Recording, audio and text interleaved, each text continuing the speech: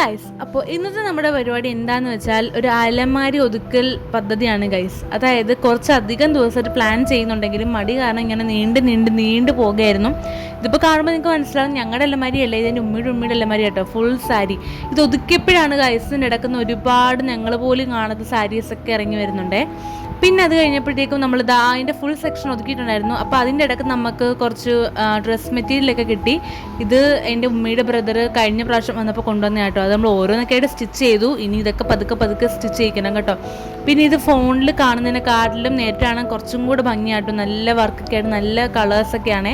പിന്നെ ഈ ലാസ്റ്റ് കാണുന്നതിന് നല്ല വെയിറ്റാണ്, എന്നാൽ നല്ലൊരു പാർട്ടി വെയറൊക്കെ ആയിട്ട് യൂസ് ചെയ്യാൻ പറ്റും. എനിക്ക് തന്നെ വേണമെന്നൊക്കെ പറഞ്ഞ് വെച്ചിരിക്കുന്ന ഒരു ഐറ്റമാണ്.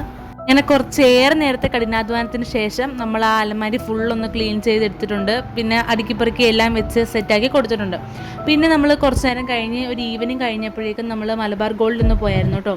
ഒരു മാല വാങ്ങിക്കാനാണ് പോയത്.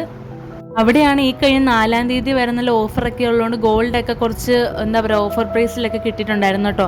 വാങ്ങിക്കാൻ വന്നത് മാലയാണെങ്കിലും ഞാനും അനിയത്തിയും കൂടെ വേറെ നമ്മുടെ ലിസ്റ്റില്ലാത്തുള്ള എന്തൊക്കെയോ സാധനങ്ങളൊക്കെ നോക്കിക്കൊണ്ടിരിക്കുകയായിരുന്നു.